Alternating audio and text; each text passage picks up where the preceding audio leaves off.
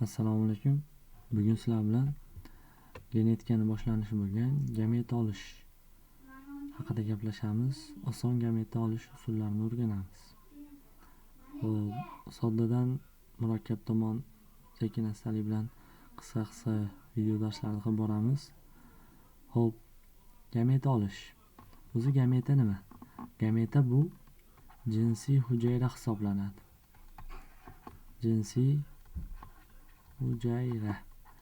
Shu jinsiy hujayrani, ya'ni gametani olishni bir nechta usullari bor. Bu strelka usuli bor yoki formulaviy usullar bor. Biz gameta olishni oson usuli, ya'ni formula yordamida olish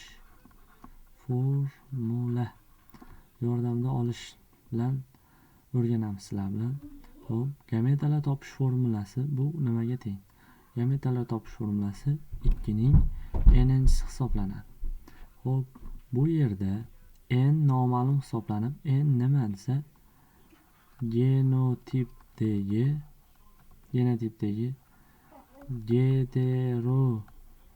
heterozigota soni. Genotipda heterozigota soni bu n ga teng. Shunda gameta olish kerak bo'ladigan bo'lsa, mana bu gametada, mana bu genotipda 2 ning heterozigotalar umuman yo'q. Demak, bu yerda bu genotip 2 ning 0-chisi, ya'ni har qanday sonning 0-chisi bu 1 ga teng. Demak, dominant A degan bitta gameta beradi xolos. Dominant A gametasi. Endi mana bu heterozigota genotip bo'lsa-chi? Heterozigota genotip bo'lsa, endi bu yerda formulaga qo'yamiz. 2 ning heterozigotalar soni bitta. Har qanday sonning birinchi darajasi o'ziga teng 2 ta.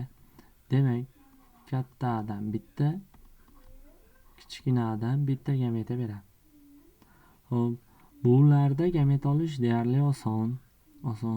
Endi gameta olishni biz boshqa nimalarda, ya'ni boshqa genotiplarda, ya'ni diduraga, triduraga chachishtirishlarda yoki birikkan holatda siylanishlarda ozgina qiynalib qolishimiz mumkin.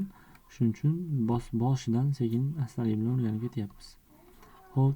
Endi mana bu gametadan, genotipdan gameta oladigan bo'lsam, bizda nechta bu yerda heterozigotalar soni?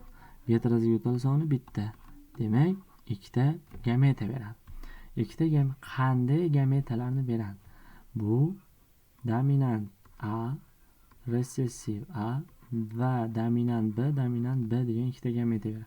Demak, buning uchun mana bu genotipning ustiga 0, buning ustiga esa 1 qo'yib olaman. Bu 1 degan narsa qoida qanaqa? Katta A'dan bitta, kichkina A'dan bitta yozdi, bizga buyruq beryapti-da.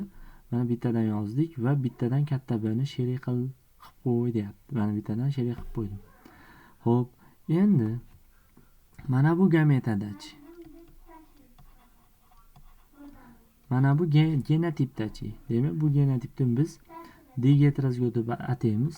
Demak, gametalar topish formulasiga qo'yadigan bo'lsak, 2 ning ikkinchisi. Bu degani 4 ta. Demak, 4 ta gameta beradi. Qanaqaligini endi hozir aytaman. Bu degani tepaga 1 qo'yaman. Orqadan oldinga qarab sanayman. Bu esa 2. Bu degani 1 2 degani, katta A'dan 2 ta, kichkina A'dan ham 2 ta yoz degani. Endi-chi desa, 1 degani katta B'dan bitta, kichkina B'dan bitta, katta B'dan bitta, kichkina B'dan bitta. Mana bir-biriga o'xshamagan 4 xil gameta hosil bo'ldi.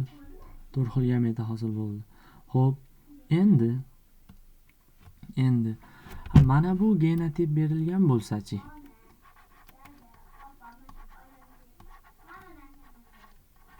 Mana bunaqa berilgan bo'lsa nima bo'ladi desa, heterozigotalar sanayman.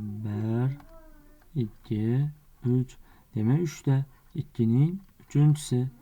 Bu Biz 3 taligini bilib oldik. Demak, 2'ning 3-inchisi bu 8 ta.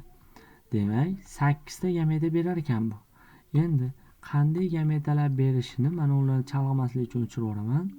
Qanaqa gametalar berishini topamiz hozir. Xo'p, bu tepada endi orqadan oldiga qarab sanayman. 1 2 endi 3 emas, karrali ortib boradi. Bu 4 bo'ladi. Agar undan keyin yana bitta heterozigota bo'ladigan bo'lsa, bu 8 bo'ladi. Xo'p, shundan gameta oladigan bo'lsam, xo'p, kattadan 4 ta yoz deyapti. O'sha tepadagi 4 degani kattadan yozishlar sonini aytayapti. Kattadan 4 ta. Xo'p, kichkina a'dan ham 4 ta yozdim va katta b'dan 2 ta, katta b'dan 2 ta, kichkina b'dan 2 ta, 2 tadan va bundan ham 2 tadan yoz deb aytdi. Xo'p, keyingisi endi d'dan bittadan yoz deyapti. Bitta katta d, bitta kichkina d, bitta katta d, bitta kichkina d, bitta katta d, bitta kichkina, bitta katta, bitta kichkina va mana bir-biriga o'xshamagan 8 ta va 8 xil gameta hosil bo'ldi. Xo'p, endi bu gameta olishda mana bu organizmlar bo'lib qolsa, ya'ni heterozigotalar bilan birgalikda birikkan guruhlar ham kelib qolsa nima bo'ladi deyishingiz mumkin. Xo'p, bunda shunda ham mana bu bitta heterozigotaga yuraveradi. Bitta heterozigota, ikkita heterozigota. Shunda 2ning 2-inchisi bu degani 4 ta gameta beradi. Bu qanaqa gametalar beradi desa, demak, bunga 1 qo'yaman, bunga qo'ymayman hech qanaqa son, bunga 2 qo'yaman.